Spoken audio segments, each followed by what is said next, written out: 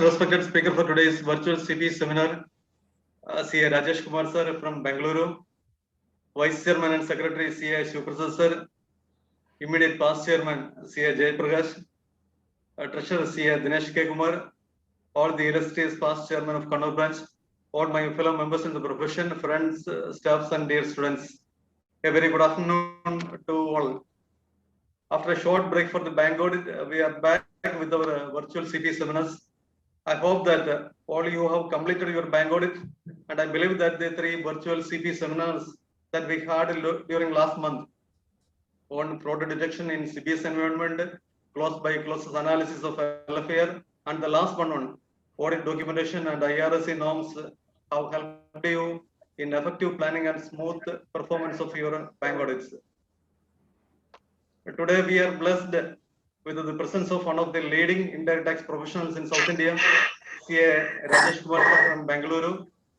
Sir, it is our great pleasure to have you here.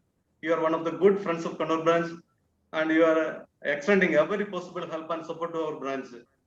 Sir, still I remember the classes you have taken years back, along with the Hiragange sir on service tax.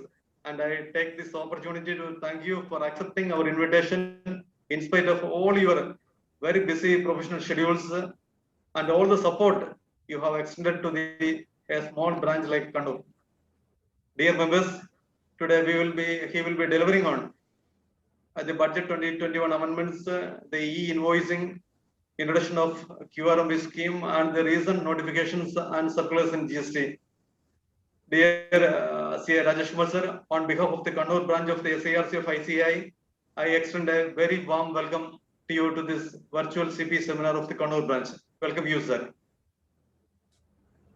Thank you, sir. I also extend a very warm welcome to all the managing committee members, all the seniors members in the profession, friends, staffs, and to my dear students. Welcome you all.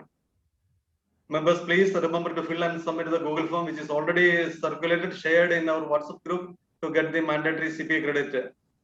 And a few programs which are on the way are, one is the recent amendments in Companies Act and also the latest developments in the legal compliances of charitable institutions with a special focus on 12-year renewal and FCRA renewal, which will be, the date will be announced soon. And on 15th of May, there will be a joint seminar with the Kozhikode branch and Palakkad branch on the new networking guidelines and corporate form of practice by the Central Council member CA Dayas Nivash Sharma. Now I request CA Saju Sridhar FCA, past chairman and managing committee member of the branch, to formally introduce CA Rajesh Kumar sir to the participants. Saju, please.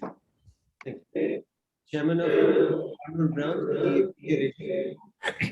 speaker of today's webinar, CA Rajesh Kumar from Bangalore, managing committee members, respected members of the profession, and students. It gives me immense pleasure to introduce to you one of the distinguished speakers of the distinguished speaker of this session and one of the leading indirect tax practitioners from Bangalore, CA Rajesh Kumar TR. CA Rajesh Kumar is a BCom graduate. He's a law degree holder. He's also a holder of DESA, and he's a practicing chartered accountant in indirect taxes since 2002. He completed his schooling, graduation, and CA articleship at Tumkur and later moved on to Bangalore. He is presently a practicing chartered accountant in the area of indirect taxes at Bangalore. He was earlier one of the senior partners at Hiragange and Associates, chartered accountancy firm with good repute in the field of indirect taxes for more than 17 years. He has written many articles on central excise, service tax, VAT, and GST for various professional journals and presented a number of papers in various seminars and workshops. He has authored book on goods and service tax, central excise, service tax, KVAT as author, joint author, as well as assisting author.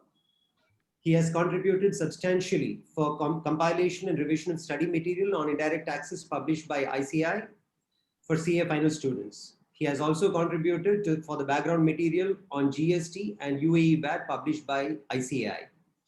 He has been a faculty for different programs conducted by ICAI addressing members.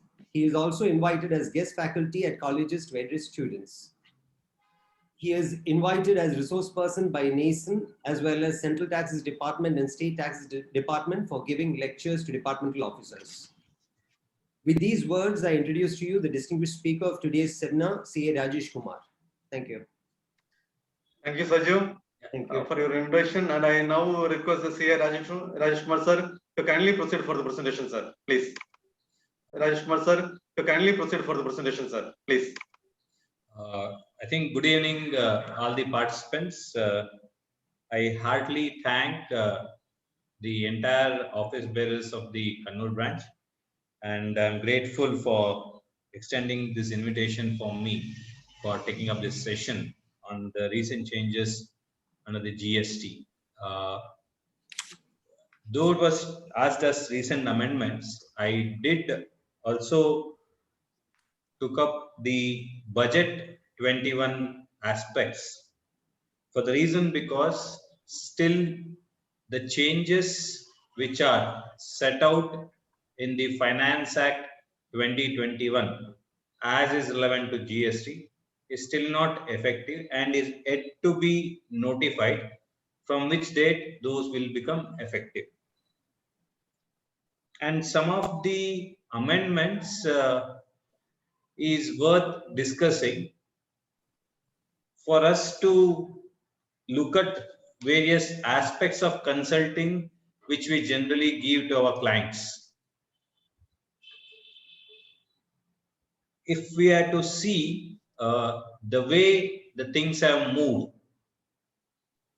from the day when the proposal to implement the GST law was made, then at the beginning of the implementation of the GST law, and after passing of presently more than almost 3 years, the things have changed, the colors have changed, the mandates have changed. Nothing seems to have been constant. Therefore, it is becoming difficult for the traders, manufacturers, service providers, in effect, the businessmen in whole, the professionals, the bureaucrats, as well as governments to catch up with all these changes which is happening. In fact, recently there was a comment given by Honorable Supreme Court that the ease of doing business, what was envisaged in the implementation of the GST, seems to have not been forthcoming. And practically also, though initially there were directions given by the governments for the bureaucratic systems, stating that to keep the objective of the law in mind while implementing the law, I think of late that has been given go by. What is practically happening? If I ask all my fellow members, I think majority of them say, sir, the GST has made the life of the businessman as well as the professional miserable. Do we agree or we do not agree? I think if it's open seminar, I would have asked this question. Nevertheless, in this majority of the places where I ask this question, they do accept. For the reason because, yes, it required a system to put in place, but that doesn't mean that at the cost of the business. And especially at the time of tough times of various other contingencies which are created due to this demonetization effect of the businesses, or for that matter, this present pandemic, nobody is really getting bothered about it and they want to extract the taxes, ignoring the fundamental principle of collection of taxes, where they say when you are collecting the taxes, the taxman should not feel a burden or the impact. They gave a example like, how honeybee takes up the nectar from the flower without actually affecting the flower, or make disturbing the flower. Whereas today we are finding where's the flower. We're only seeing what the nectar is taken out of it. That's all. So leaving the businessman in a very, very awkward situation. I'm not against this law.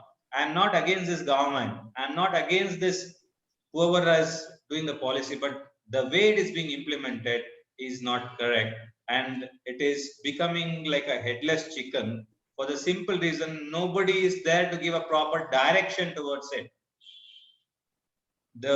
In fact, there is a recent development. I don't know how many of you are aware. Delhi High Court in one of the recent decisions has asked to produce the process and methodology of the GST Council meeting based upon which the decisions were taken. If we see, the GST Council mandate was set out basically for the purpose of ensuring the independence of an administrator, that is a bureaucratic system not involving the lawmaking process. But unfortunately, the GST Council has become a mere formality wherein whatever is placed before them through the bureaucratic system are simply getting the confirmation seal. I think that is what is a possibly a sort of a challenges which is going to come in future, where any decisions taken in the council meetings would also be subjected to challenge before the courts. I think we have to be conscious and cautious about this development as well, because in some of the cases where the intention was different from the wordings and the department is implementing towards that particular direction.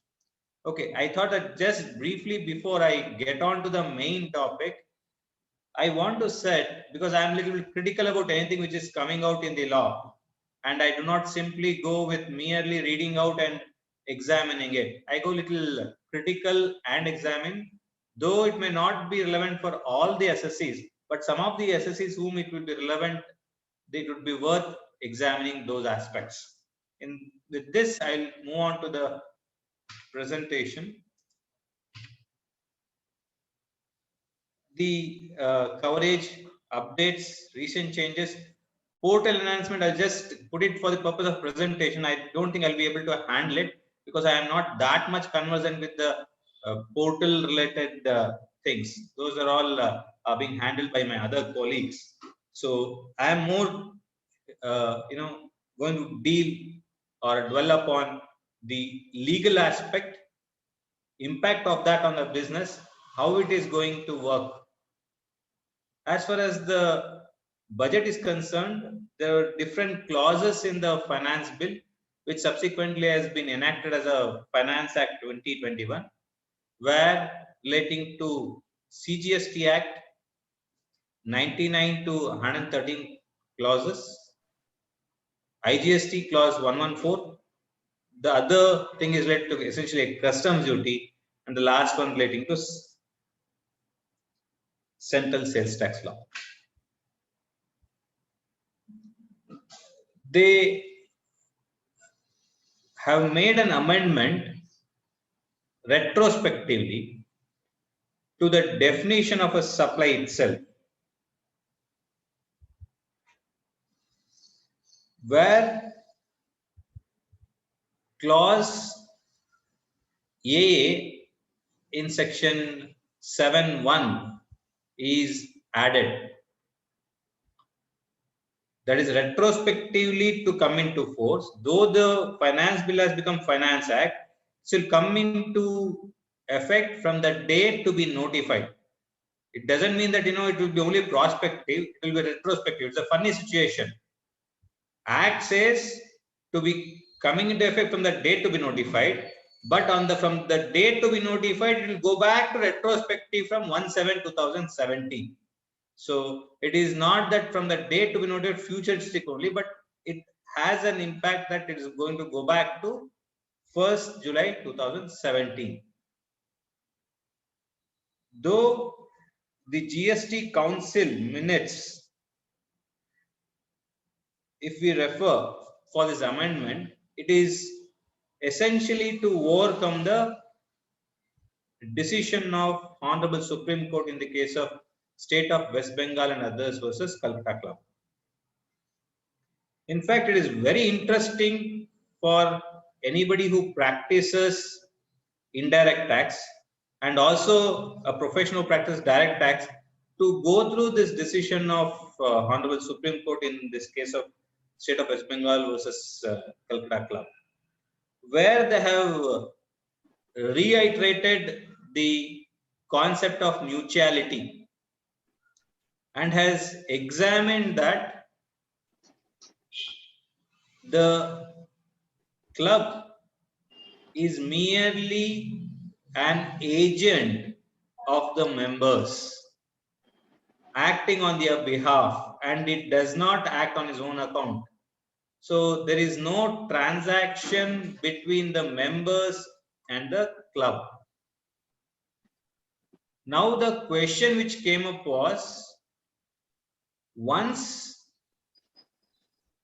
the entity in which the club is constituted, that may be a society or a club, society or the company, whether still this principle of mutuality exists or not, because generally those entity concept, when we examine, they always say that the members and the society are independent. The society is having a perpetual existence. All those things are fine, but the concept which was enumerated in the decision was the activities carried out by such clubs are essentially as an agent of the person. So therefore there is no service whatsoever from the club to the members. In fact, from the service tax perspective, which is in a similar line with the GST law, the matter was examined. There they said, even though there is a explanation added in the taxable services, but the person definition per se was not covering it to be a separate and independent person. So after having discussed many aspects, they said that no liability of service tax.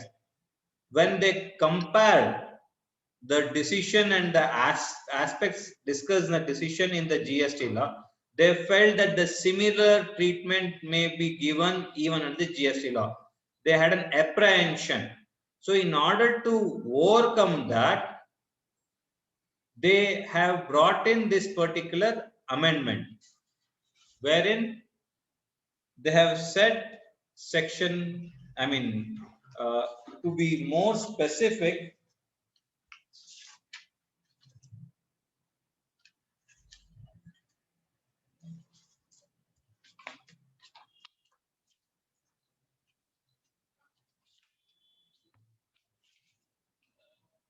I'd like to read that particular clause which is there, where it says the activities or transactions by a person other than an individual to its members or constituents or vice versa for cash, deferred payment or other valuable consideration. Now, though the mandate was to merely to cover the or overcome the impact of the Honorable Supreme Court, but they have the wordings of this law appears to be little wider. What it is talking about, a person other than an individual. Then the question comes in, what happens in case of a partnership firm? Whether, and it is talking about to its member or constituents, whether partners can be called as a constituents. in my understanding, no, what it means, and it is meant, and it is focused and intended only to the societies or other similar bodies, and not for a partnership firm or a HUF. Whether this can be applied in case of a association of person or a joint ventures, we have to wait and see how the judicial precedents go over here. But going by the intention, it should be only for a body corporates or of a similar things, which is for its members, and cannot be applied for other types of entities or the arrangements which are created. It is worth seeing the explanation given there, where it's talking about for the purpose of this clause, it is hereby clarified that notwithstanding anything contained in any law for any other law for the time being in force, any judgment, decree, or order of any court, tribunal, or authority, the person and its members or constituents shall be deemed to be two separate persons, and the supplies of activities or transaction inter se shall be deemed to have to take place from one person to another person. It is so loosely drafted. We are defining supply, but it is talking about a supply of activities or transactions. There cannot be a supply of transactions. There can be a supply of a goods or services. The activity can be called as supply. The transaction can be called as supply. There cannot be a supply of activities or transaction. So I think there is very bad drafting, and I think again this will be tested in the courts of law. Anyhow, these are all merely an academical exercise which I was just trying to make. But coming on to the practicality of it, if some of the clubs who have not paid taxes on the basis of the mutuality principles, what is the impact on them with this amendment which is going to come in? Obviously, there is going to be a impact of tax, which the departmental authorities are going to ask retrospectively from the day one of the introduction of a GST, and say that you are liable to pay tax. If you are not pay it. Now the next question, okay, I am liable to pay, I will pay, but what happens to the interest? Can there be a imposition of interest on the past liability which will become liable to be paid on the date to be notified? In fact, there are divergent views on it.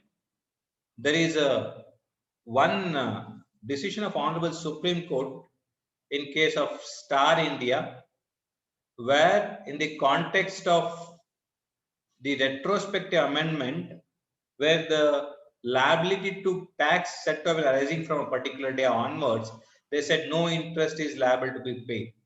Going by that proposition, there is a possibility for any such entities who have not paid in the past to take a stand that no interest is payable on the past thing, and it is payable only from the date when the retrospective amendment comes into picture. And also very important note, unlike other retrospective amendment, generally they say these changes shall be not impact the interest and penalties. No such clauses are forthcoming over here. Why I am strongly suggesting that if somebody is paying not to pay interest and contest it, there is nothing to lose out of it. Even if you pay interest today, it is the same amount. Even if you pay interest after 5 years, it's the same amount, because there is no interest on interest under the GST law, unlike as I understand from the income tax, whatever you pay first will be adjusted towards interest. The such provision is not there in the GST law. So therefore, it is worth contesting the interest and paying taxes only and contesting. So this is one important point I thought I will highlight in the context of this amendments when it comes up. In fact, what ideally would have been done was they should have given some time period, say 3 months from the date of enactment, to pay the past liability and regularize. I think no such things have come up. So I think maybe not properly guided when these amendments are being proposed.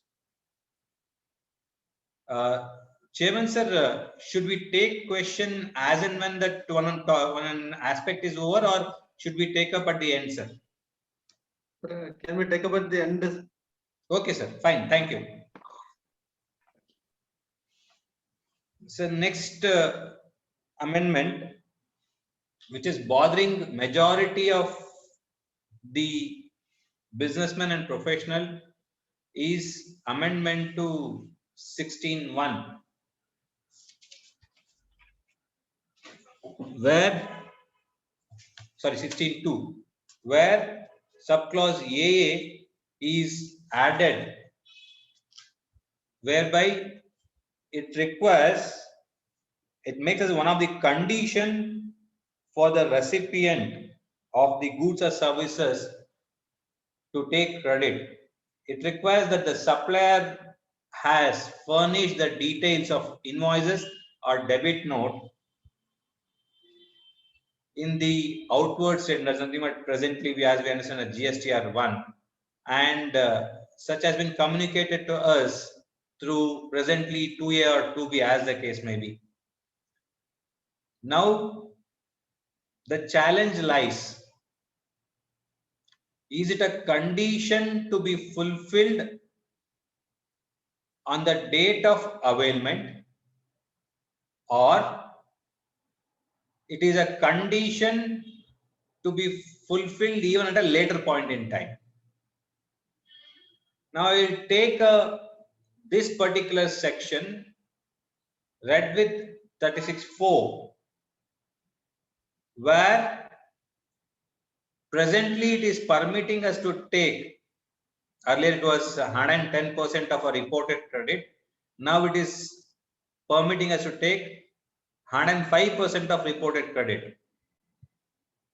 Let me tell you, this provision and that provision cannot coexist. If section says that you cannot take a credit unless it is uploaded and is reflected to you, where's the question of taking that additional 5% extra? So that rule become redundant. Probably on notifying this, that rule may be omitted or discarded. That is what is my expectation. That's where 120 to 110, 120 to 105. Now probably they will make it 100 with this particular thing coming in. I think this mechanism is draconian,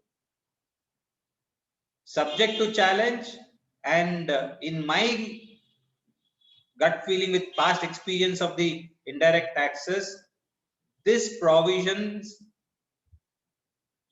should get struck down, or the probability of getting struck down is more, because you cannot be penalized for a default of somebody else.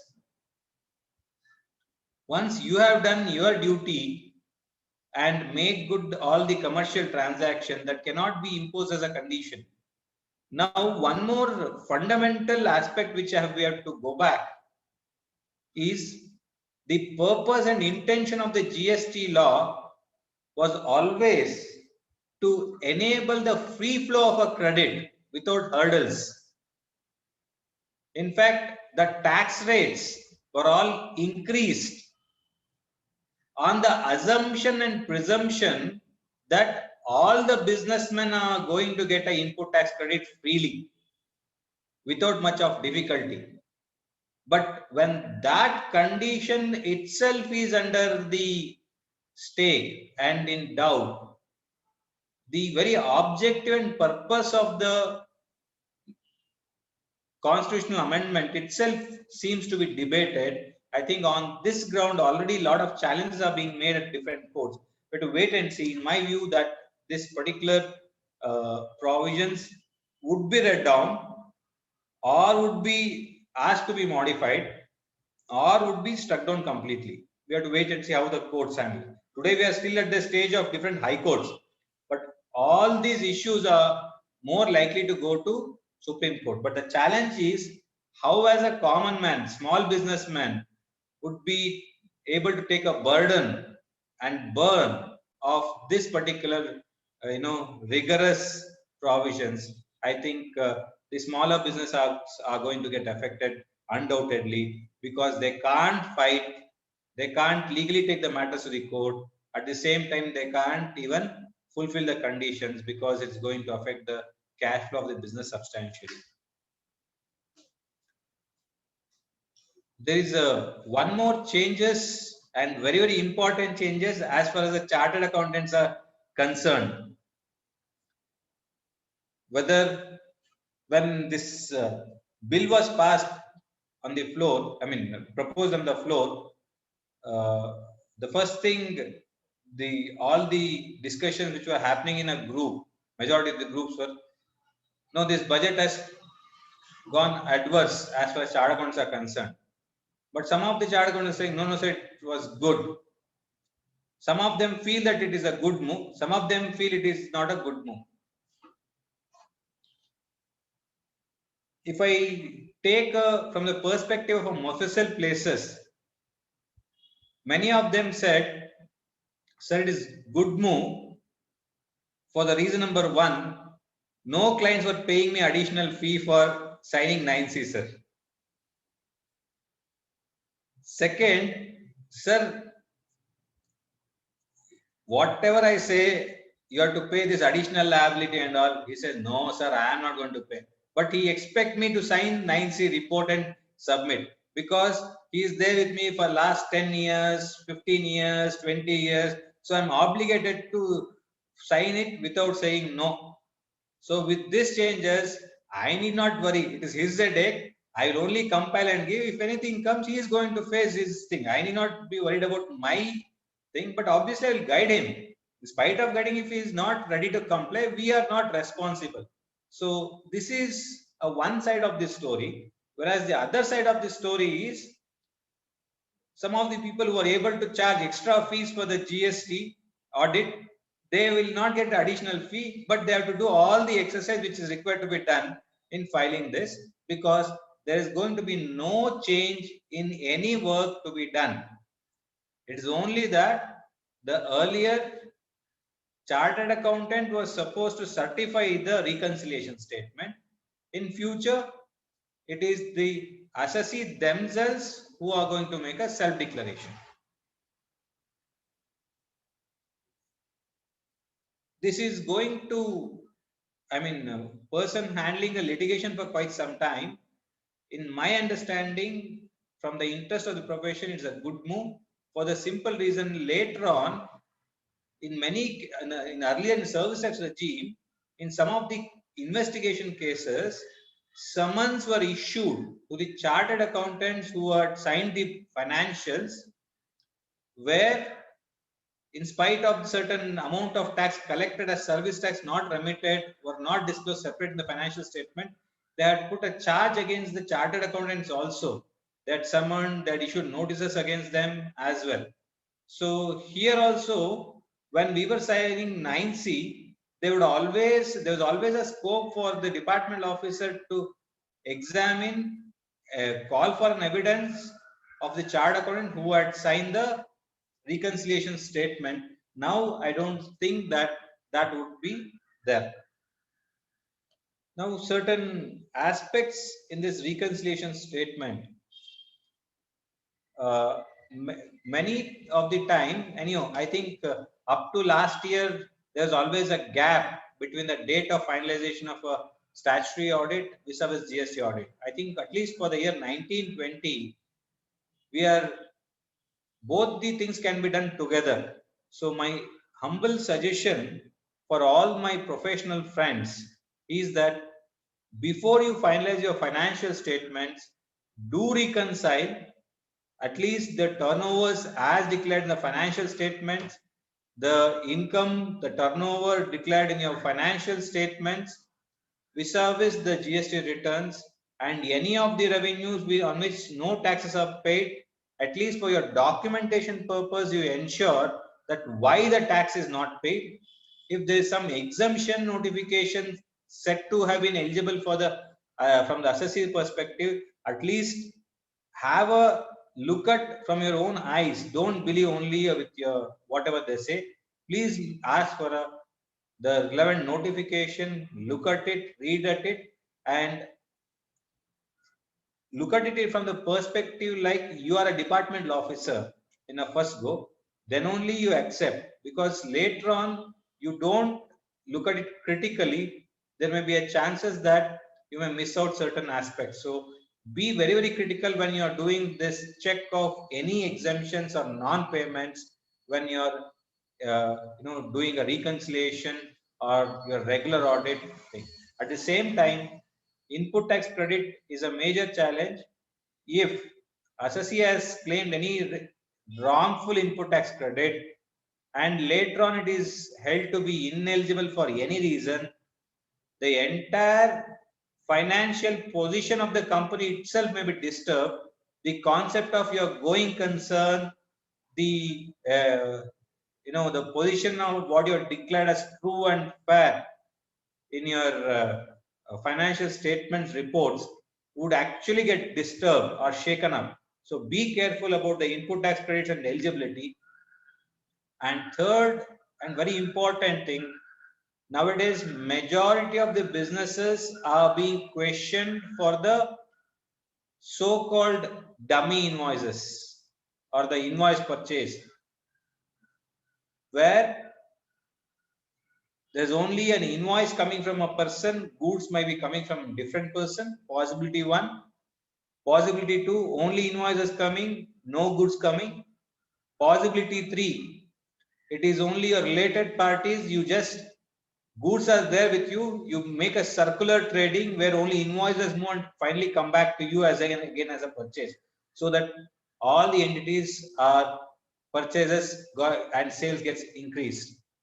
Though in the third scenario, there may not be any loss to the exchequer.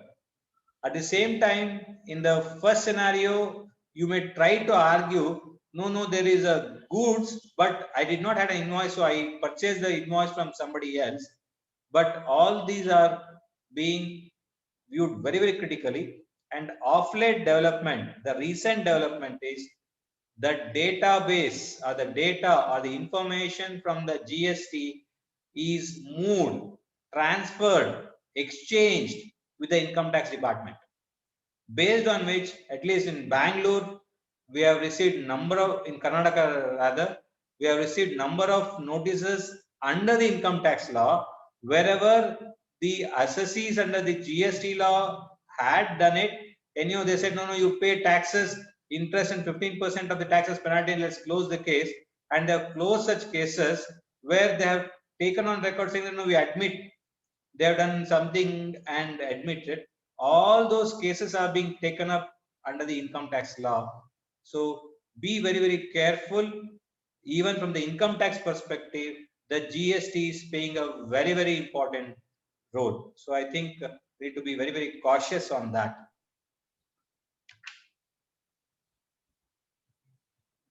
I think this I already covered. Interest. Interest is always interesting under the GST law. What is this section 50 talks about? Actually, I want to read section 50 for the benefit of members and this discussion.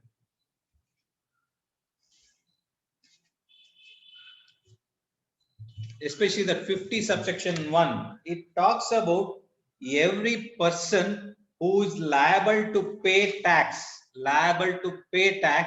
in accordance with the provisions of this act or the rules made thereunder, but fails to pay the tax or any part thereof to the government within a period prescribed, shall, for the period for which the tax or any part thereof remaining unpaid, pay on his own account, on his own, interest at such rate not exceeding 18% as been notified by the government on the recommendation of the council. I just stop at this. Here it is talking about where every person who is liable to pay tax, who has not paid the tax accordingly, is liable to pay interest for the period for which tax remains unpaid. Now, please note here, it is not talking about the input tax credit related transactions. It is only talking about output tax related transactions. So there have already been a debate whether section 50 can directly be applied in case of a irregular availment of credit. Point number 2 in that same, there was an irregular availment of credit, but the credit was not utilized. Still, whether interest is payable. Let's talk about these two situations. Here, first of all, when there's an input tax credit availment is concerned, that is not a point of payment of tax. Now, somebody may refer to section 73 or a 74. Section 73 or 74, which deals with the issue of a notice for a short payment, non-payment, irregular availment of ITC, erroneous refund, irregular availment of ITC and irregular utilization. There it says, along with the interest payable under section 50. It does not say interest computed anything. Now, in the main section 50, there is no mandate given for payment of interest on irregular availment of ITC. The question would come, how would 73 or 74 enable a imposition of interest under section 50, leaving apart the essence which is then section 50.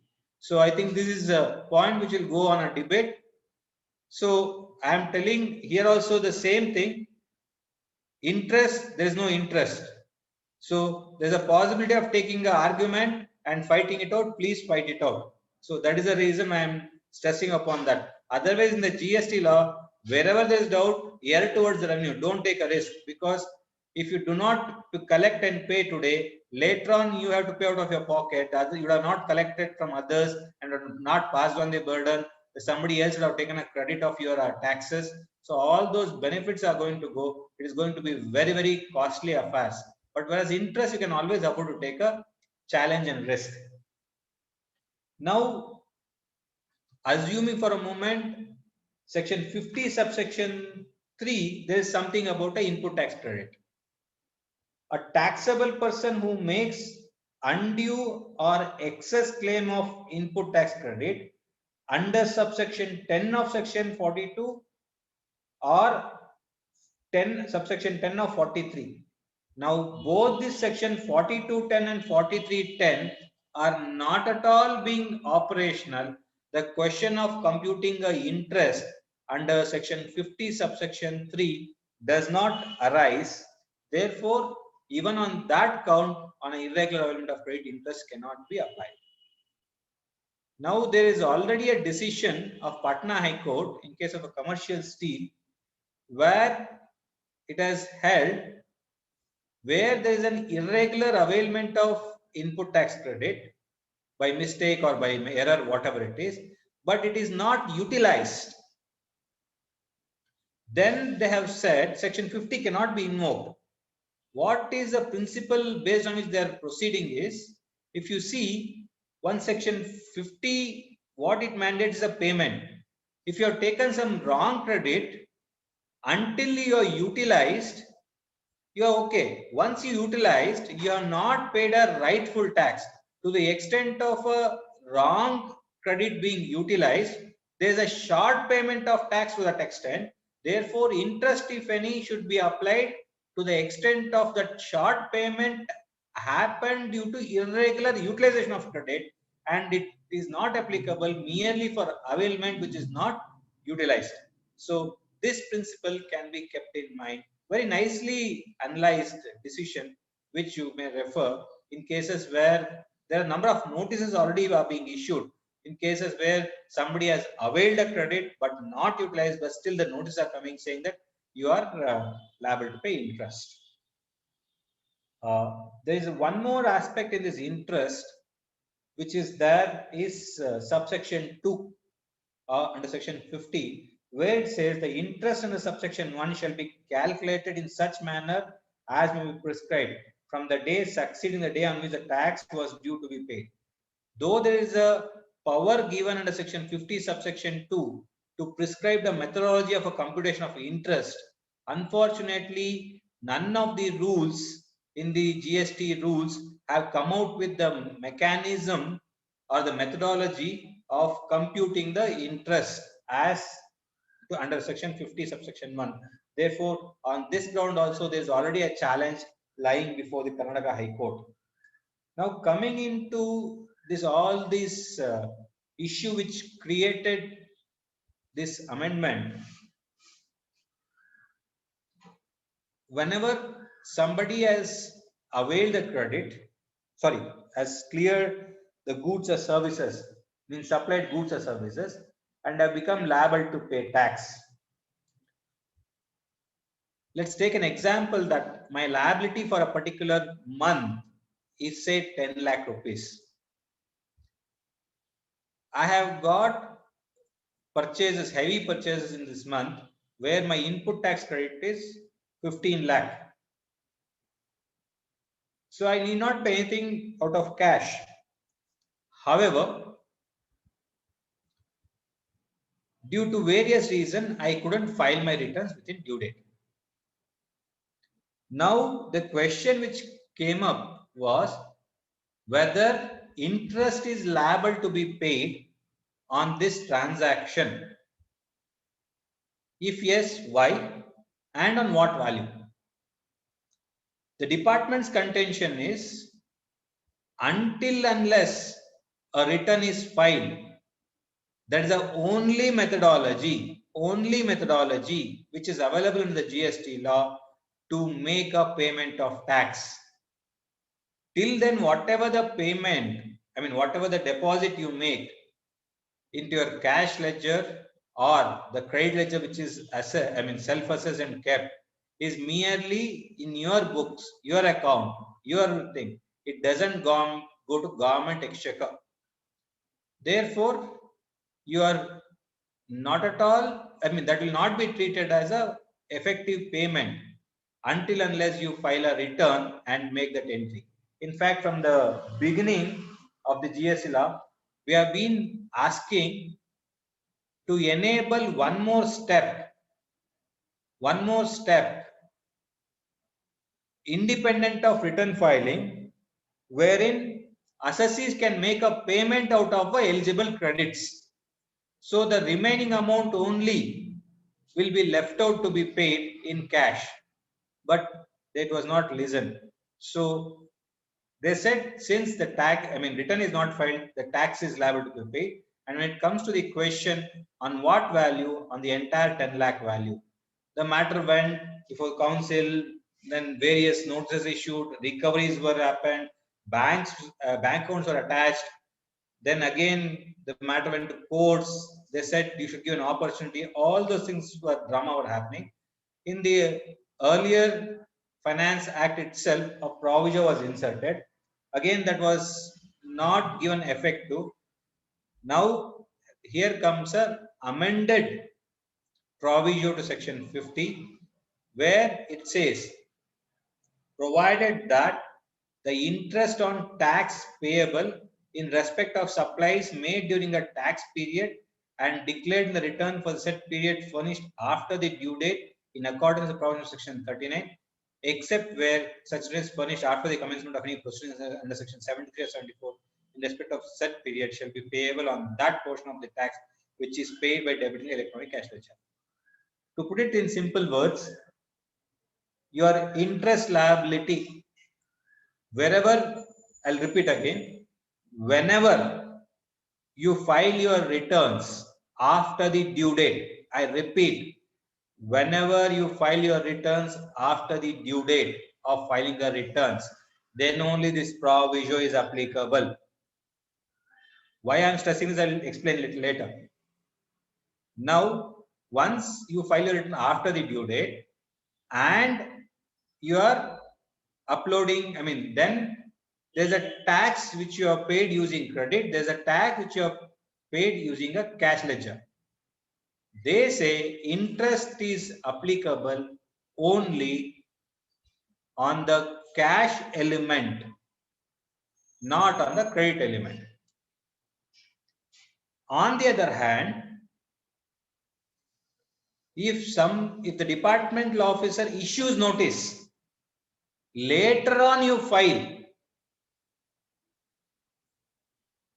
returns, then they say in this provision is not applicable. In other words, impliedly you are liable to pay interest on the gross amount. Having said this, please note, I want you to note this point. Notice means not any general communication. When they say commencement of proceedings under section 73 or 74, it starts with issue of a show cause notice under section 73(1). However, with latest amendment to GST rules in rule 142, adding rule 1A to it, where it asks that I have quantified this much amount. If you pay this amount within so and so date, no notice shall be issued along with so much penalty. There is nothing but 73(5) or 74(5) permits any assessee who is liable to pay tax, if he pays tax along with interest, in case of 73 cases, before issue of show cause notice, the matter will get concluded without issue of show cause notice. In case of situation where 74 is attracted, along with the penalty of 15%, if it is paid, then the proceeding get closed under section 74(5). Here, even that notice, if it is issued, can be called as a proceedings under 73 or 74.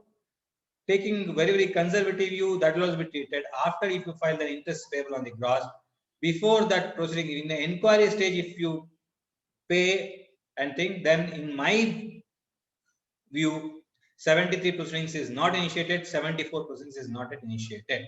So this is something which I wanted to highlight on this factor. Now, why I highlighted this applies only to situation where returns, is delayed. Take a situation where for the current month, my turnover was 1 crore.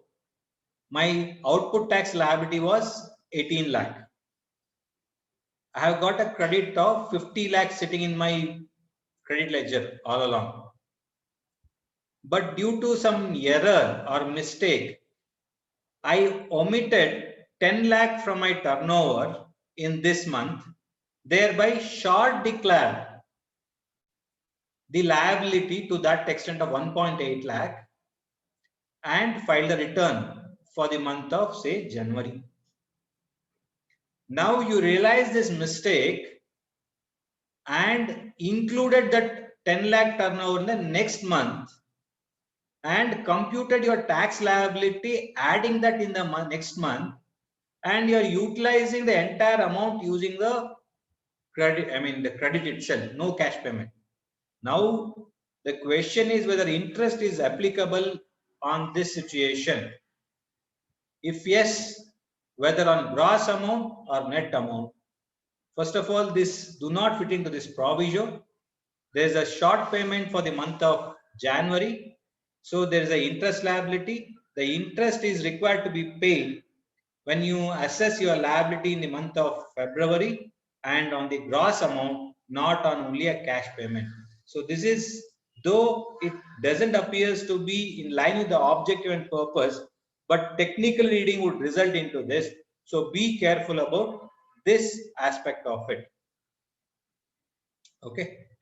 So I think this was some of the points in the context of section 50 changes which are brought out in the Finance Act 2021.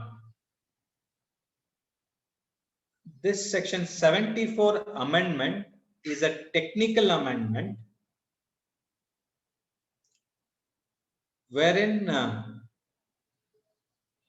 the notices under section 74 was also envisaging a situation where if the proceedings with the main person is concluded, the co-notices proceedings also were concluded. The position doesn't change. Only two provisions are omitted out of that particular proposition. What are all those sections? The section 129 and 130. What is 129 and 130? 129 is your e-way bill related provisions. 130 is the provisions relating to confiscation of the goods. Why is this? As I opened the session with few remarks, the bureaucrats are gradually taking over the lawmaking process.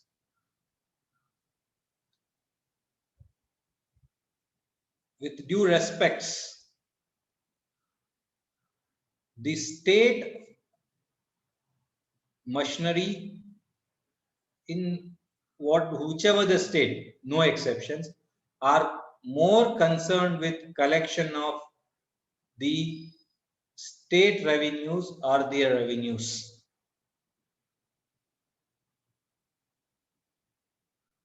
They find smallest possible error also as a reason to do so.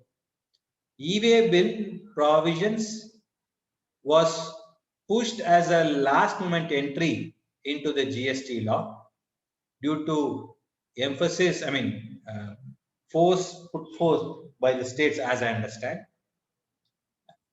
Though one of the major, flag words which were used, no check post in the regime, GST regime. I'm seeing no less than a check post regime in the e-way bill regime in the GST law. Almost all the practitioners would have experienced how difficult it is to handle this e-way bill related provisions. I always say, you can wake up a person who is sleeping. You cannot wake up a person who is pretending to be sleeping. You can explain the intent of section 129 to a person who wants to understand. You can't explain the intent of section 129 to a person who doesn't want to understand. Now we were thinking this only at the implementation level. Now it has come to the law itself. What is the changes which they have made? I'm just jumping few. I'll go back to those. I wanted to cover this and then go back to other things. If we see section 129, I think it would be appropriate for me to read that particular provision. It says, notwithstanding anything contained in this act, So it is giving a non-obstante, it starts a non-obstante clause, which means that whatever is there in the other provision of the act, you ignore. It stands on its own. Where a person transports any goods or stores, where any person transports any goods or stores any goods while they are in transit, in contravention of provisions of this act or rules made thereunder, all such goods and conveyance used as a means of transport for carrying the said goods and the documents relating to such goods and conveyance shall be liable to detention or seizure, and after detention or seizure shall be released. There's a provisions. Now, is it a provision for confiscation? The answer is no. This is only for a detention or a seizure. It is not a confiscation. They said, okay, hold back, detain. Now, once it is detained for a thing, later on, it was expected. In my understanding, the law, when I am reading it with the intention, somebody, the officer is expected to investigate the matter and understand, is there really an evasion or movement of goods with non-payment of tax or intent to evade tax, then only the further proceedings should proceed. Now, they have left all those things. They have said the amended provision earlier, what was said is you are liable to pay tax plus 100% of tax as a penalty. That too, where if owners comes forward and accepts to pay. If owner doesn't come back, then it's a different provisions applicable with different tax implication, penalty implications. But please understand, in other parts of the statute, when the statute is specifically saying when somebody intentionally evade tax, then only the penalty equal to 100% is to be imposed. For mere technical violations, can there be a penalty equal to 100%? If so, it is in line with the entire way in which the law is designed. In my understanding, the penalty expected or intended was only in case where there was a thing. And also further to note, this mandate which they were saying you have to pay this amount was as a condition, I repeat, was as a condition for release of goods. It should not have been, or it was not originally intended to be a final payment and conclusion therefrom. It was only as a deposit that should have been expected to collect, and later on the matter should have been adjudicated and decided, and if it is found that yes, there was an intention to evade, there was an evasion of taxes, then the penalties can be imposed or confirmed or that amount. But it was cut shorted and they made as an independent provision, and they said whenever somebody pays this and pay, then the proceedings that can get concluded, all those things. Now there was a lot of anomalies in this. Example, now I am moving a goods from Bombay to Kerala, but the goods were verified in Karnataka. The e-way bill dates got expired while in Karnataka. Now, Karnataka do not have anything to do on this supply transaction because the supplier state is Maharashtra, the recipient state is Kerala, the state in which the tax should be remitted is in Maharashtra, the state ultimately the tax should go is to Kerala. What is the role of a Karnataka? Now, if they're collecting something as a tax in Karnataka, what would be that collected as?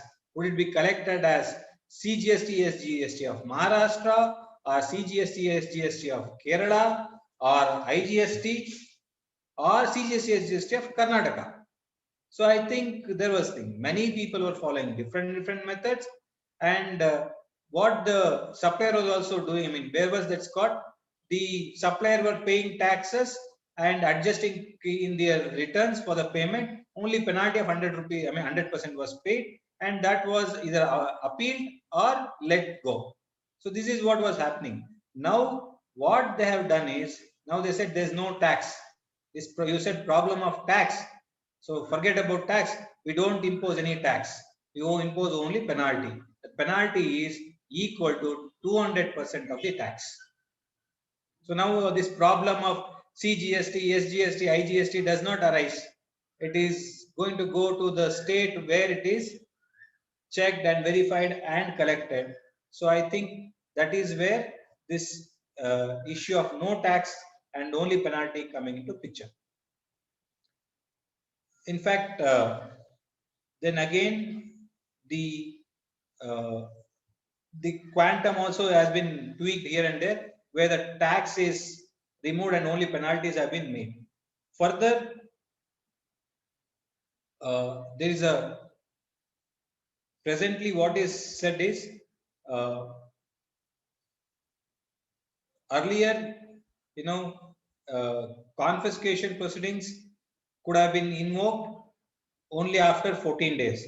Now, whereas conveyance can be released, receiving getting 1 lakh rupees as the payment of amount, the penalty, and the tax amount, whichever is higher, then whichever the tax amount or 1 lakh, whichever is less, and get the vehicle released. But as far as the goods are concerned, the invoking provisions are concerned, after the 15 days of the receipt of the order, when then only the confiscation proceedings can be invoked. What is the difference between a seizure, detention, seizure, and confiscation? Detention, seizure is only the bailee of the goods, whereas in after confiscation, the goods is going to belong to government. So that is more important.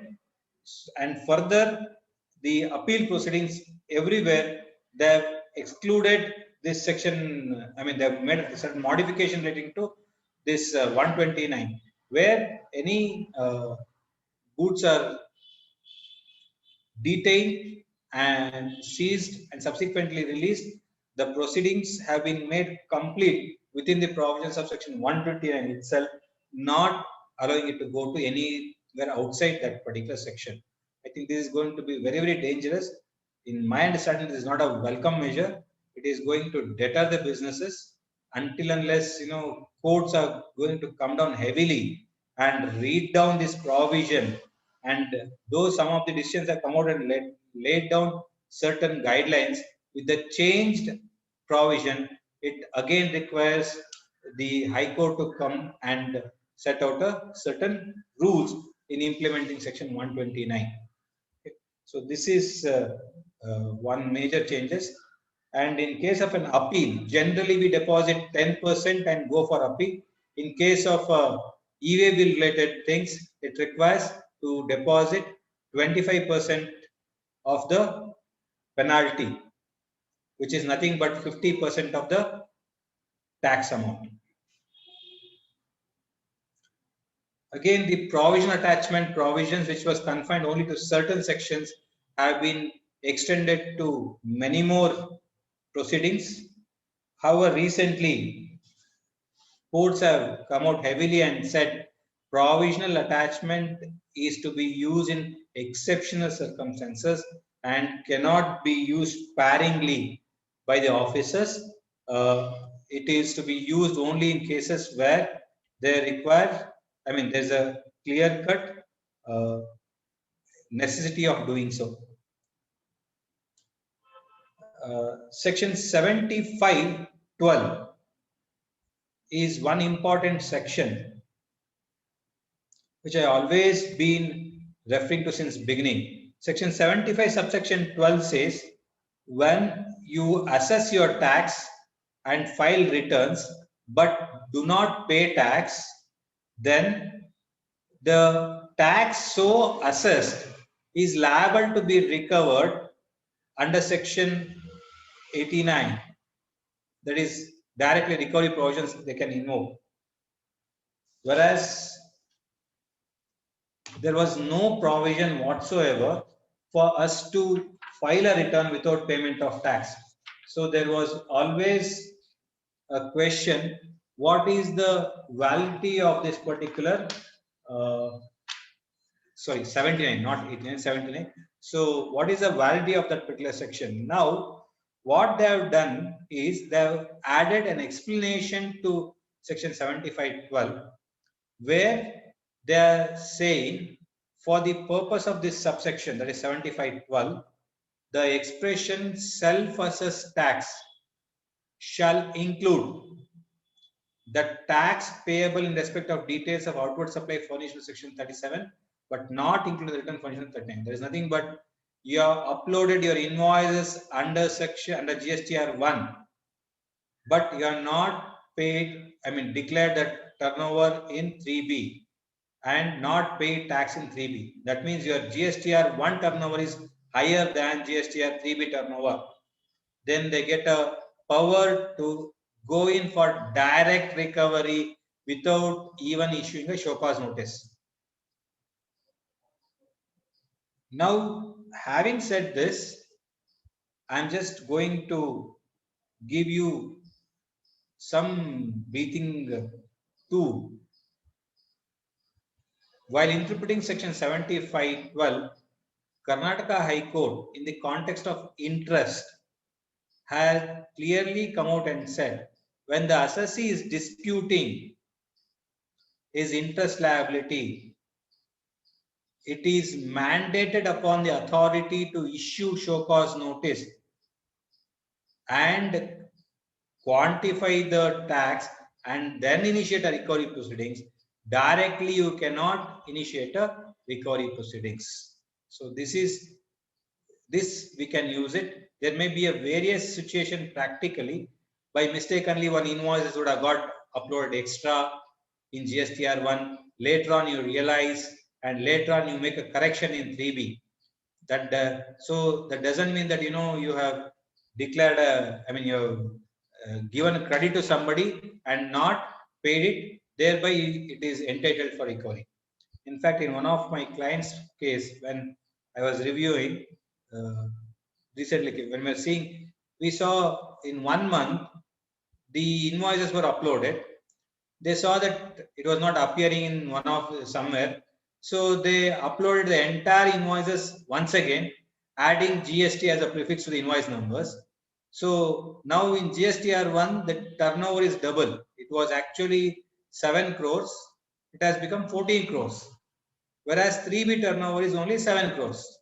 Going by this, department can initiate straightaway proceedings. But however, in such scenarios, it is suggested that whenever such errors happens, when you find at the time of filing 3B, immediately file a letter to the department stating that these are the invoices which have wrongly uploaded in GSTR 1 due to so and so reason.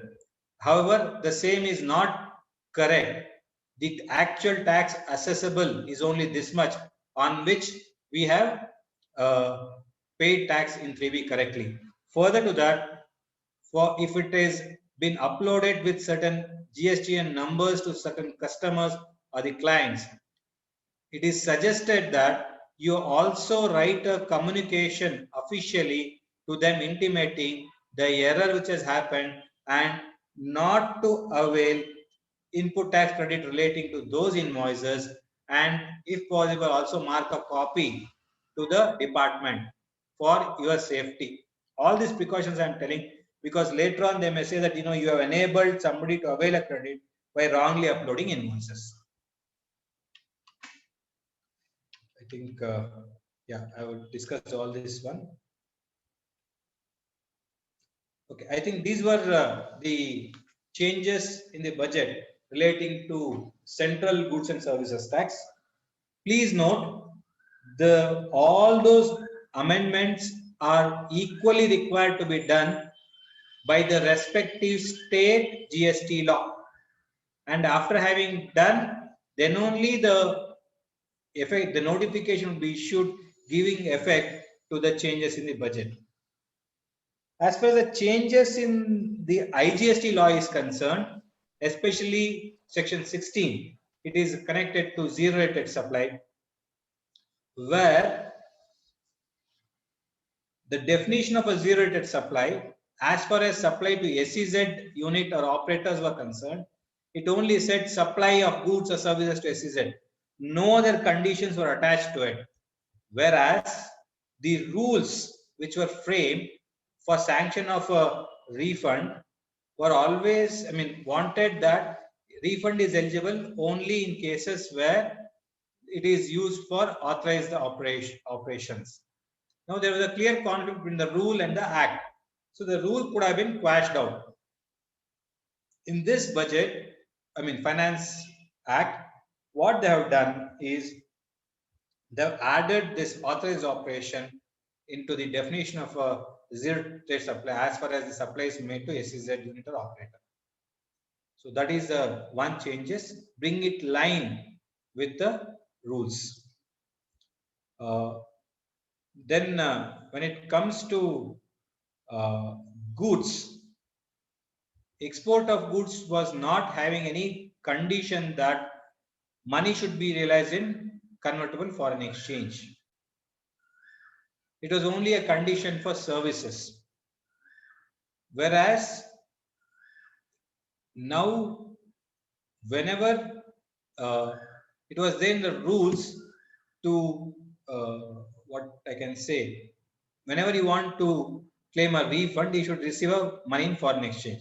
Similar, the provision has been now made even within the act whenever somebody wants to claim a refund.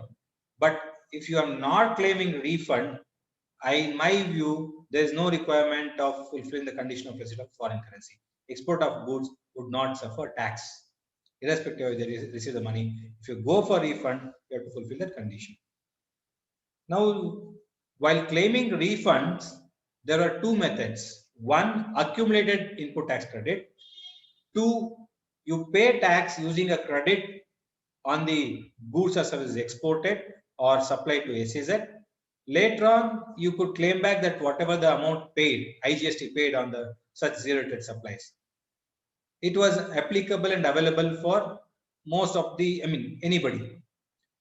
Now, it was seen that many cases, the exporter of goods, because it was an automatic process, have misused this process and claimed a refund of IGST paid, though they did not have actually credit. Based on dummy invoices that claimed a credit and used that credit to pay the IGST on the exports and claim back that money as refund in cash.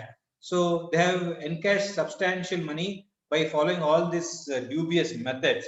So in order to curtail things, they have enabled a provision in the act to notify a class of persons and class of goods and services for whom only the provisions of this export on payment of IGST and claiming refund would be permitted. So this all again will be from the date to be notified, not immediately. Okay. Now coming to some of the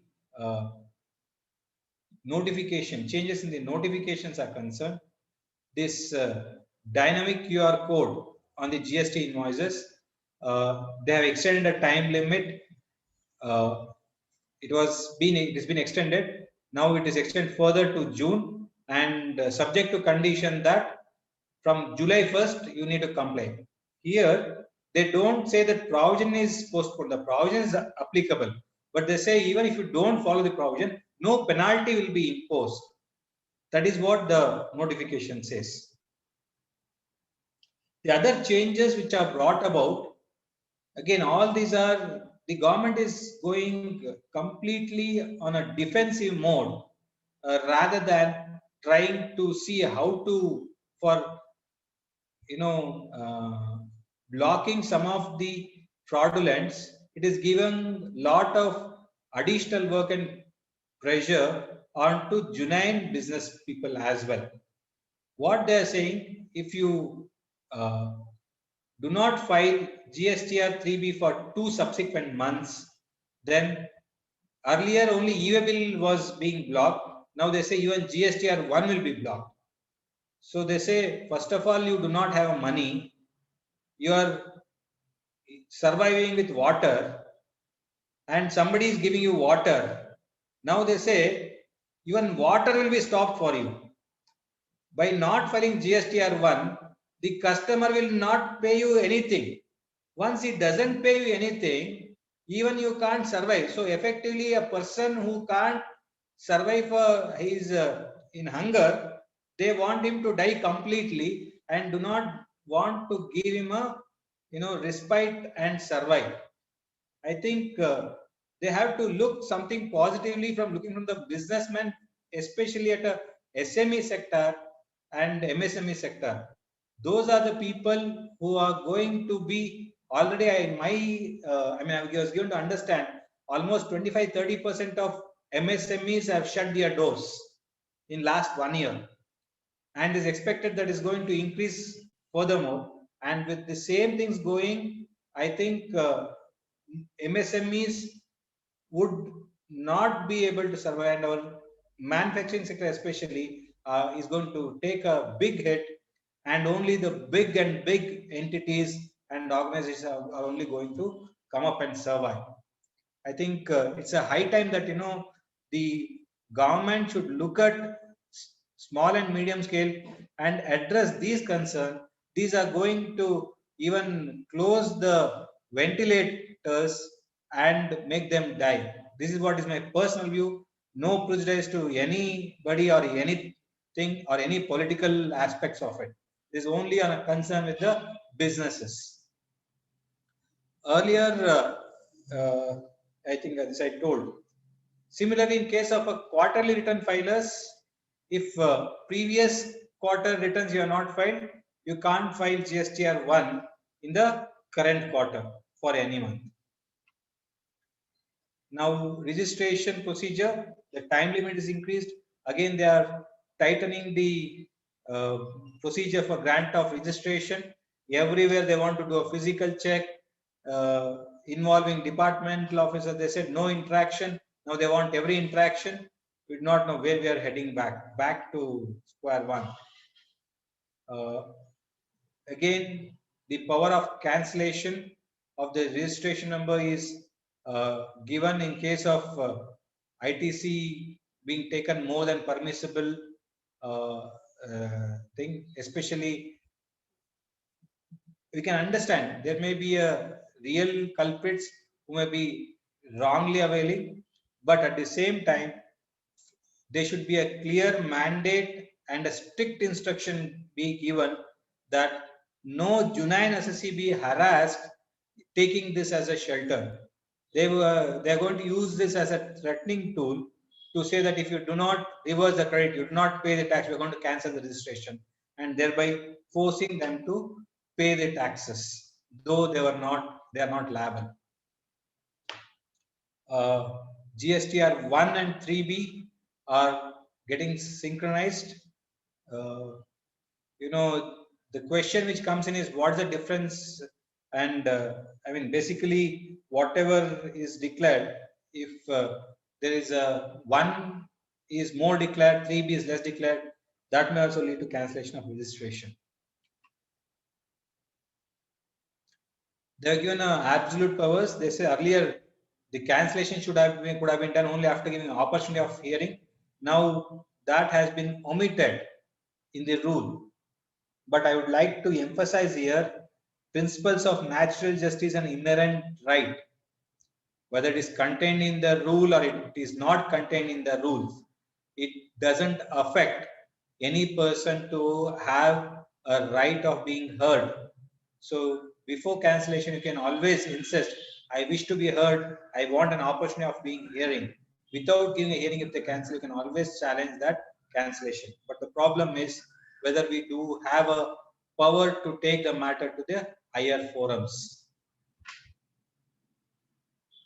Further, there is a amendment, I mean the changes made wherein if GSTN is suspended, not cancelled, suspended, you can't even proceed for refund things. So it is like all these methods are like a hand twisting process in the hands of the department, giving a absolute power which may lead to various other consequences. I think this was already discussed much during the December times. They said if in a month the turnover exceeds 50 lakh, minimum 1% of the tax should be remitted in cash with certain exceptions. Majority cases they may fall in exceptions when they cross 50 lakh.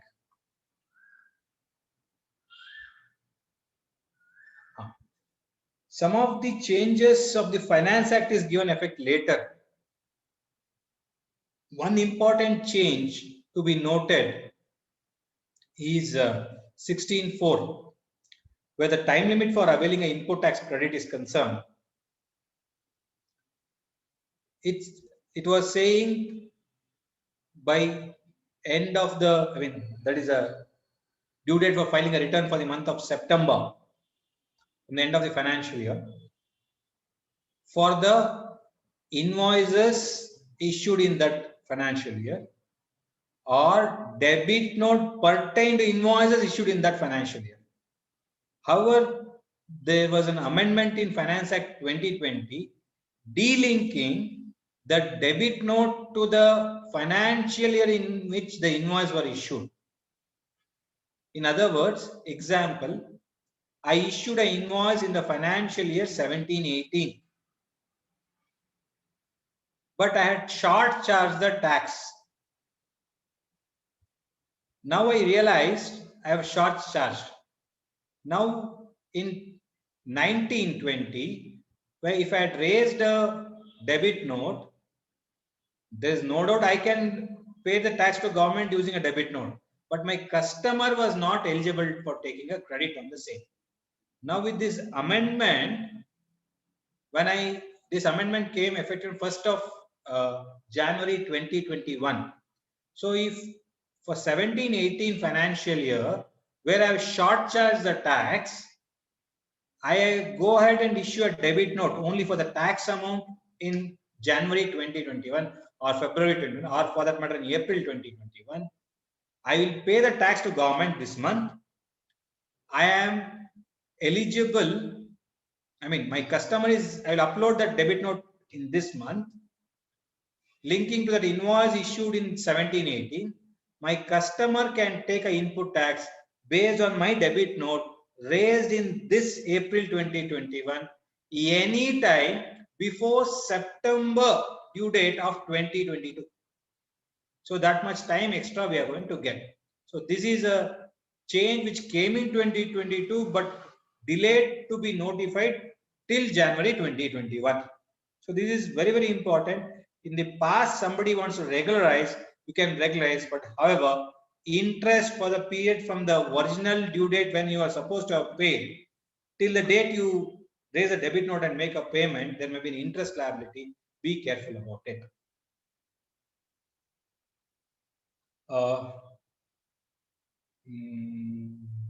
Okay.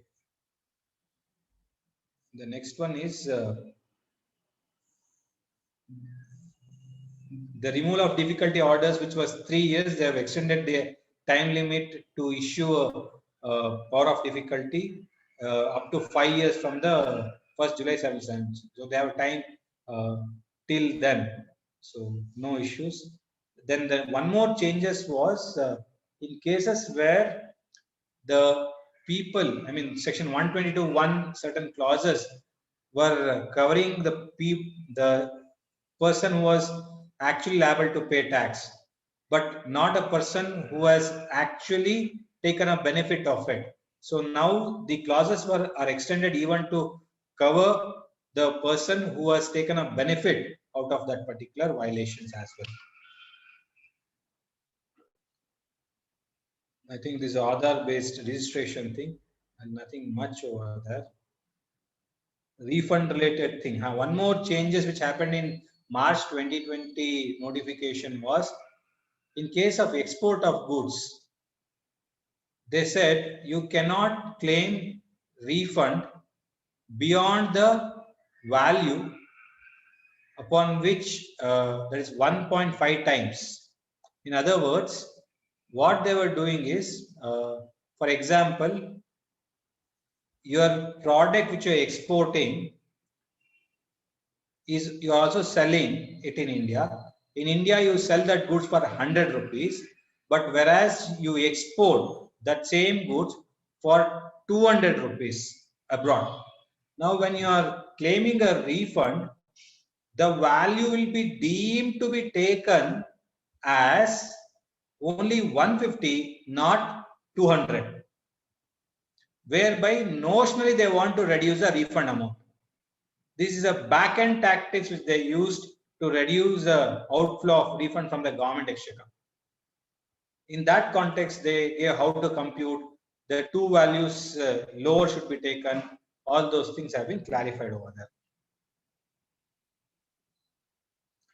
Then they opened a window for the tax period to correct all the mistakes which had happened in the GST. There are column 31A and 31B. Somebody were disclosing mistakenly in different column. They said those refunds will be entertained subject to total tax being shown in both put together is lesser, I mean higher than the refund being claimed. So I think this fine. Registration is fine. Okay. This also we covered. The annual return is over, so I'm not touching upon that. E-invoicing, because this e-invoicing is very important changes. I don't know whether you agree with me or not. We Indians are very good at adapting ourselves to any complex and complicated situation which are given to us.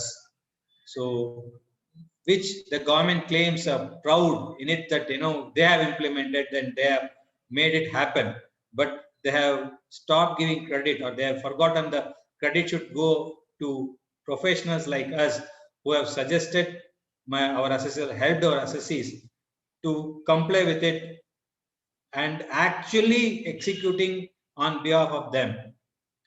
Now, the invoicing limits have come down to 50 crores from April 2021, and already things have been. Just to give a brief about e-invoicing, it is no change, no major things over there. It's only that once you have raised an invoice, you record that invoice, the fact and the primary details of the invoice with the government, so that you do not or you can't make any further changes in that invoice. Point number one. Once you make that particular uploading of that invoice onto the portal, that details can be imported, used by any other software or any other electronic mode. That's an easily interactable proposition it will have. So it is only to make a common interactive platform for the information in the invoice to be circulated across the stakeholders. It may be the government, it may be the supplier, it may be for yourself, or it may be to other departments in future. So all these are addressed by going into the system of e-invoicing. Today we are seeing this whatever 50 crores, and probably days to come they will bring down to 5 crores.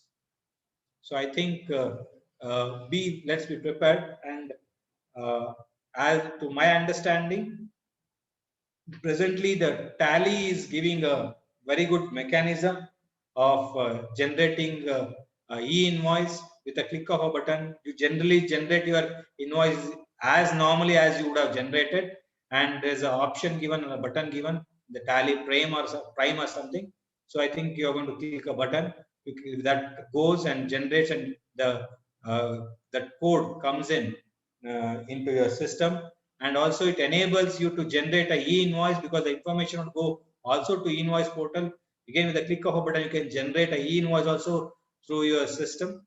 And not only Tally, other vendors also have come with similar things. Some may come with cost, some may not come with cost. So it's all depending upon each business. They can look at those options. Only the challenge is once you raise an invoice, you cannot modify, alter it. Then you may have to cancel it. But again, after you have generated e-invoice, again the cancellation may not be possible. Then you may have to issue a credit note. And then to issue a credit note, you have to fulfill a condition of section 34, and you should have an evidence for the same. So there is going to be practically and procedurally a lot of challenges which you may have to face. I think this is in the context of e-invoicing. Now, HSN requirement. From 1st of April, all registered person up to 5 crore, it is necessary for them to mention 4-digit HSN code.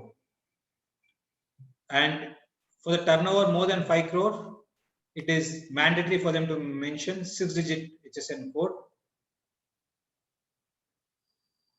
And please note, this mention of HSN code, 4-digit was okay. 6-digit is going to be a challenge.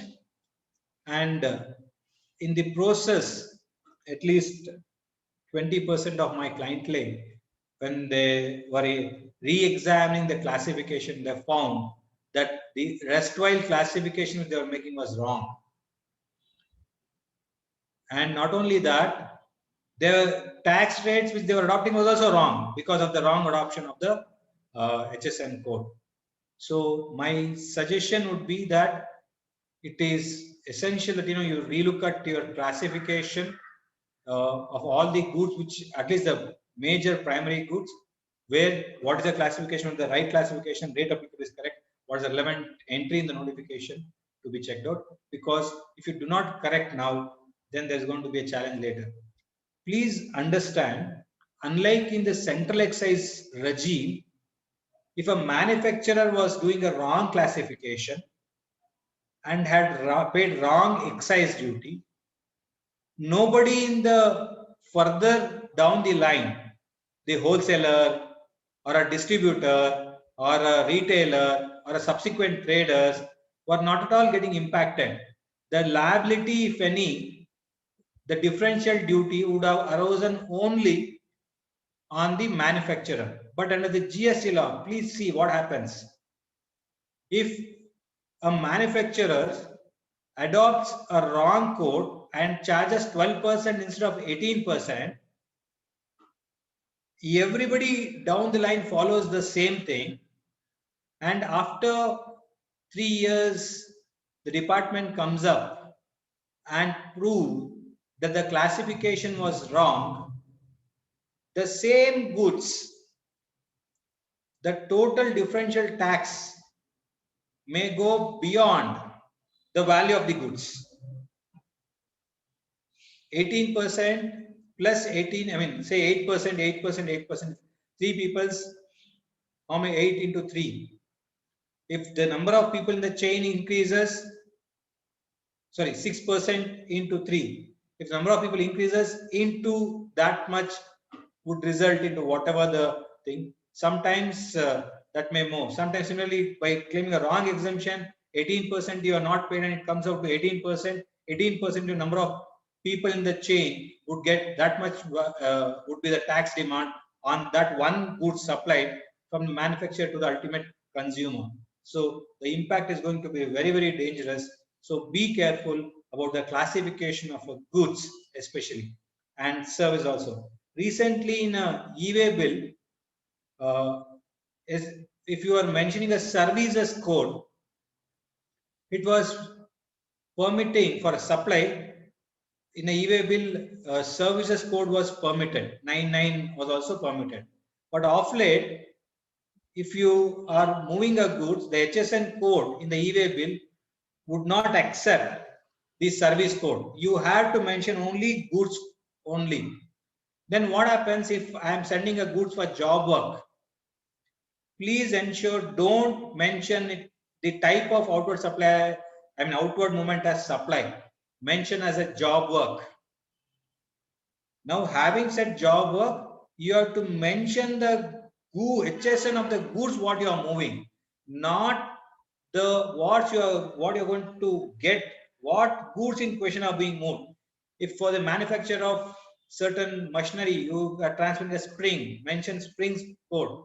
If you are transferring the steel, mention steel code. So like that, what goods are being moved under e-way bill, that HS code has to be mentioned, and the value of that. The primary question comes in, sir, how do I know the total value of the goods? When especially if a supply installation and commissioning contract is there, the one consolidated contract of a service works contract. Now I am supposed to move goods which is required for the supply installation of an immovable property. Now the goods being moved, maybe one machinery, one cement, one steel. You have to put the HS. Okay, sir, we'll put HS1, but what about the value?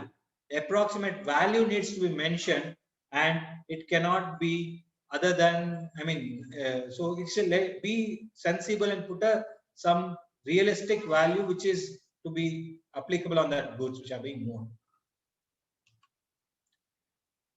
This 36(4), as I was mentioning, now the restriction is 5% of the available credits in 2B. 2A, 2B, I was just trying to explain. 2A is a dynamic.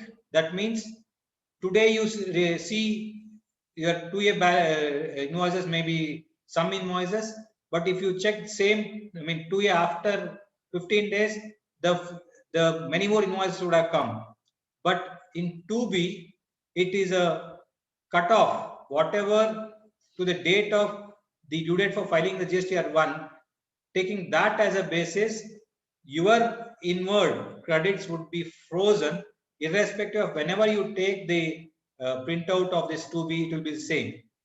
In fact, we were saying that, they said 2A is to be the basis for taking credit. We said what it is going to be varying. The department used to issue notice based on a particular day. We used to show a 2A of a subsequent date where the amounts were more. So they said this entire mechanism is built to facilitate the department, not to facilitate us. And please note, I have also seen many of the accountants, for ease of their work, they have started getting whatever is coming only in 2B, irrespective of checking it, they only take that much credit into 3B and close it. They don't try to reconcile what is the actual purchases. They don't reconcile which are the invoices not reported and all, which may create a loss to the company. So be careful about it. Validity of e-way bill, the period is reduced by increasing the distance. QMPRS, I think I don't have time to cover that. I will just try to take questions more if there are any. Somebody who is in composition scheme can shift over to regular scheme anytime during the period. But however, they need to file a stock statement and file ITC01 to avail a credit. But to go back from a regular to composition, they have to wait the financial years only, beginning of the financial year. Okay. Common errors in wrong pin codes, interchange of bill to ship to details, extension of validity within 8 hours. Then part B not filled by the transporter. In cases where, please note, this is very important, the last point, whenever you are mentioning in a e-way bill not as a supply, then compulsorily there should be a delivery challan or any other document as prescribed. Otherwise, the goods may be seized and detained. These are some points for members to look at. Non-payment of GST under RCM. While doing an audit, please look at it. Non-reversal of ITC in case of free sample, write-off, gifts, personal consumption. Non-reconciliation of 1 and 3B for some same month. Then ITC with 2B. e-way return of the goods from job work, e-way bills are not generated. Presently, they are not linked, but they are going to link that also, and always try to ask you. Presently, there is already a mechanism which is being worked where the road toll data are being matched or linked to the e-way bill portals. So I think the technology is going to take over, and no doubt it is going to curtail the, what I can say, evasions, but at the same breath, I would like to say it is also going to create additional harassment values on the genuine SSCs for errors which is bound to happen in the process and systems. Non-filing of nil return, check DIN on notice. Whenever any notice from the central authorities, check that whether it's having a DIN number. When you are taking an invoice, please do KYC norm of your suppliers if the values are more, and take a credit, validate the supplier, otherwise you will be in trouble. Do not make a payment until you validate and the credits are uploaded and he has filed the returns. Provisional attachment is becoming dangerous. I think portal parts I am not going to cover much because certain things. I think at the end I would like to thank CA Shekhar and Atish because I am using their presentation, because I was doing it and he had already ready-made presentation. I have used his. I asked him, said you can use it. So thank for him also. So over to Chairman sir for any questions. Thank you, sir. Thank you very much for the seamless flow of presentation for the last around 2 hours. Thank you very much, sir. Sir, is there any question in the chat box, sir?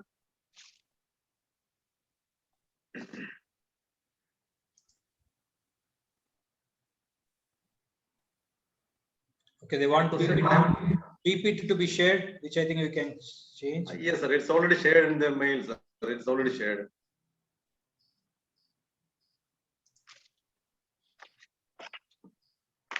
So sir, no one question. small, sir, one small doubt, sir. The audit section that is removed from 1/4/2020 onwards, sir. Whether it will be applicable for the financial year 2021 or from the financial year 21-22 onwards, sir. It is clarified for 2021, no audit. It is only self-certification. No GST audit for financial year 2021. Okay. Sir, why sir you wanted to do audit, sir? No, it's for information. No, I'm just asking casually. The same question everybody will be wanting. So. Sir, I have a small query. it was not much difficult here, sir. Once they are filing the return properly, once they are maintaining the books properly, then it will not be much difficult, sir. Otherwise, when the things are going wrong, then it will be difficult. I think Shiv Prasad sir wants some queries or something. No, sir. Somebody said that they want to ask question. Yes, it is me, Srijit, sir. Hi, Srijit. Please tell me. How are you? Yeah, good. Fine. Please tell me. I have a small doubt regarding the e-invoicing. Tell me, If there sir. is any timeline, we have to upload the e-invoice to the site. If we create invoice today, is it required to upload? We can keep up to the end of the month and upload it all together in the end of the month. Is it possible? Sir, I think 24 hours or something is a time limit, if I am not mistaken. The portal is something. 1, 2. After you can cancel, you have to once you raise, you can subsequently, today you raise, within 48 hours, if I'm not mistaken, not 48 hours, you can keep it for dispatch. But later on, you can keep it for dispatch. But once you generate your bill, you have to move. That's a problem, sir. Sometimes it may not be finalized in many cases. See, I think that is where the problem is there. Many of the businesses, they are following a system where, I'll tell you an example, this in a similar context. There's an exporter who exports goods. They do what they call it as a tentative invoice. Okay. And put everything, quantity, everything. Based on that, they dispatch a goods also. E-way bill also will be raised, and ultimately go to the customs station also. Then they see that they foreign exchange varies. So then they modify it Yeah. and go back and change the values Yes. in the system invoice in Yes, their that is a books. real issue. Yeah, Okay. that's true. So it is a genuine thing. Everything will change because the foreign exchange rate, the rate of the goods to be exported is dependent upon the forex rate at the time of shipping out. Yes. So there will be a time gap between the factory to the port. So this is a practical genuine thing. Yes, yes. So then they have to make a different thing. Export invoice as an independent document than the GST invoice. GST Okay. invoice is separate, export invoice is separate. So there may be a variation to that effect, which may be a subsequently a debit note may be raised to match the export invoice. For all your customs purposes, there will be an export invoice, a GST invoice you will raise. Then subsequently you raise a corresponding debit note or a credit note as the case may be to modify that particular invoice value to match with the export invoice value. Though the other implications may arise, but possibly the right way of doing it is one of the things is like this. Okay. Okay, sir. That's only the method we can sort out. Right, sir. The other thing you are talking about HSN code 4 digit and up to 5 crore and above 5 crore to 6 crore. That is the major changes this year, right? 6 digit, yeah, from April. So is it applicable only to B2B customers or B2C is applicable? No, essentially that's for B2B. There are other B2C is not exception. Not covered. Okay. Okay, so that's only 2 questions I have. Thank you, sir. The section 16 amendments are input tax credit availability. Whether the date is notified, sir? Sorry? That section 16 amendment is there. Not yet notified, sir. States have to still enact it. Okay. And then there will be a notification after it will be enacted. But in my thing, that what I want to say is, once that is enacted, I mean made effective, rule 36(4) may be omitted. Correct. That 105%. But the act got assent from the president, sir. President assent has become bill. Okay. The bill itself says to be effective from the date to be notified. Okay.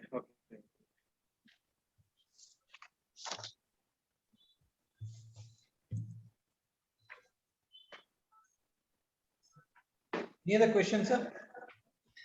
I think there is no other question. Sir, once again, thank you very much for your support to Kannur branch. So once the pandemic is over, we will definitely have a physical session here in Kannur.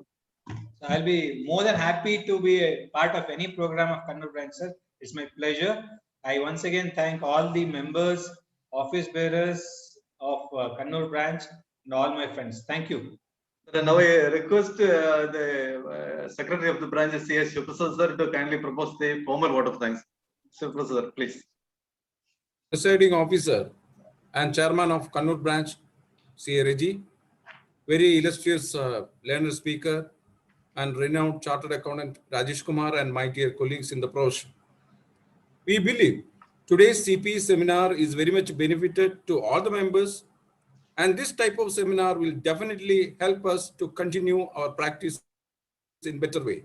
We are fortunate of having C. Rajesh Kumar as our faculty for today's seminar, and he very well presented about the recent amendments in GST. It is no doubt that he is the right person for presenting any topic on GST, as he has got such an authority in the subject. He led the discussion in excellent way. We are extremely grateful to the Chartered Accountant Rajesh Kumar for being with us, spending his valuable time, sharing his knowledge, and for his marvelous presentation on this topic. Thank you very much, sir. We look ahead your continued support and association with our branch always. I express our sincere gratitude to the chairman, C.A. P.J. Reggie, for presiding over the seminar and for leading the branch in an excellent way. We are very much thankful to all the participants, members, for your support, motivation, and for your gracious presence in this seminar. Thank you once again. Friends, take care, be healthy, be safe, and be happy. Thank you. Thank you, sir. Thank you, sir. We will be in touch with you. Thank you, sir. Yes, sir. My pleasure. Thank you. Thank you.